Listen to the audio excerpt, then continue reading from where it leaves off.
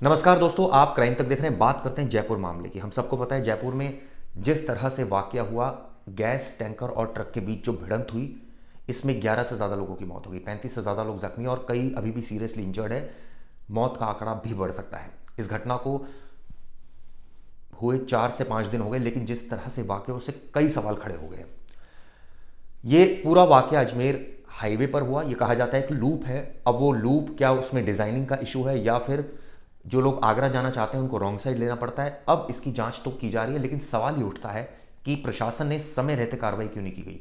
National highway authority इतनी बड़ी agency है जो हाईवेज बनाती है पूरे भारत में, क्या ये जो डिज़ाइन रॉन्ग बना इसके बारे में क्यों टाइमली जो है वो जांच नहीं की गई। हाईवे पर हम सबको पता है अब सर्दी का वक्त है, धुंध रहती है और किस तरह से ठंड बढ़ती जा रही है और ऐसे में एक्सीडेंट्स बहुत होते हैं। तो इन तमाम बातों को क्यों ध्यान में नहीं रखा गया। ये सिर्फ एक्सीडेंट नहीं है दोस्तों, ये सीधा सीधा इसको मैं प्रशासन की लापरवाही मानता हूं। एक आग का गोला सड़क पर चल रहा है, उसके साथ कोई सिक्योरिटी नहीं है, उसको कोई वाहन एस्कॉर्ट नहीं कर रहा है।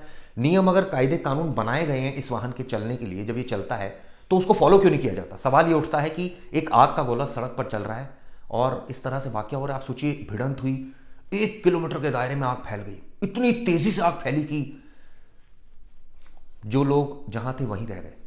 कई लोगों ने भागकर अपनी जान बचाई, कई लोग जलते हुए बाहर निकले, कई लोग कंकाल बन गए अंदर ही जलकर, पक्षी तक जल गए आप सोचिए। और आसपास जितनी भी, चाहे वो पाइप की एक फैक्ट्री थी, पेट्रोल पंप था, जो भी दुकान, लोग थे, लेफ्ट राइट फ्रंट बैक, हर जगह, पूरे जो स्फेयर की अगर बात करें तो हर जगह नुकसान हुआ। उन बेचारों को क्या दोष था जो इतनी पीछे थे, यानी करीब 1 किलोमीटर पीछे थे और वो जल गए इस पूरे वाक्य में। जांच तो होगी, प्रशासन अपनी फॉर्मेलिटी तो पूरी करेगा, लेकिन सवाल ये उठता है कि इन मौतों का जिम्मेदार कौन है। क्यों समय रहते कार्रवाई नहीं की गई। क्यों लूप, अगर उसमें डिजाइनिंग में कोई दिक्कत है तो उसको क्यों नहीं ठीक किया गया।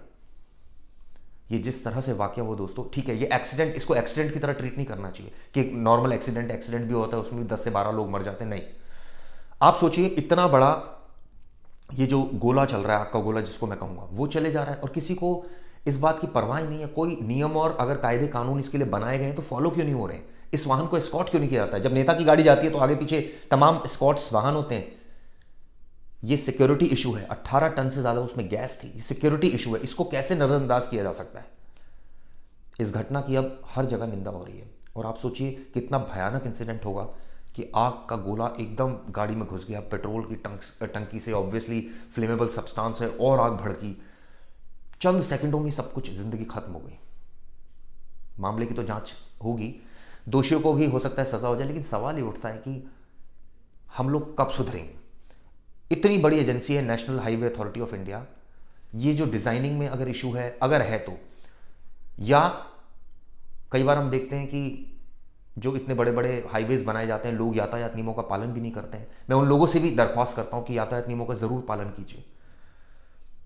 ऐसा ना हो कि आपकी वजह से किसी और की ज़िंदगी चली जाए या आपकी भी चली जाए। इसकी इसमें आप देखिए 18 टन गैस थी और गैस रिस गई। मुझे तो याद आ रहा है कि ये गैस रिसने के बाद जिस तरह से सोचिए आग लगी होगी, कई सिलेंडर्स की वो गैस होगी, जो जहां था वो वहीं रह गया होगा। मैं देख रहा था डबल डेकर बसेस, 40 से ज़्यादा वाहन जो है इसमें चपेटे में आए। सवाल ये उठता है कि इसके लिए दोषियों को सख्त कार्रवाई होनी चाहिए। प्रशासन को चाहिए कि इसके लिए दिशा निर्देश बनाए जाएं और इस तरह की घटना आगे ना हो, इसकी पूरी जो है वो व्यापक उसकी व्यवस्था की जाए। क्यों? क्योंकि इसके लिए जो सुरक्षा मानदंड है, चाहे इस वाहन को एस्कॉर्ट करना हो, चाहे जिस भी तरीके से इस वाहन को ट्रांसपोर्टेशन करना हो, ये इस बात का ध्यान रखा जाए कि गैस कभी लीक ना हो। आप देखिए जिस तरह से लीक हुई, कितना ज़्यादा नुकसान हो गया। और सोचिए वहां तो स्कूल भी था, एक बताते हैं, अगर स्कूल में आप सोचिए बच्चे बाहर होते या इससे बड़ा कितना बड़ा हादसा हो सकता था। तो इस घटना से सबक लेने की जरूरत है।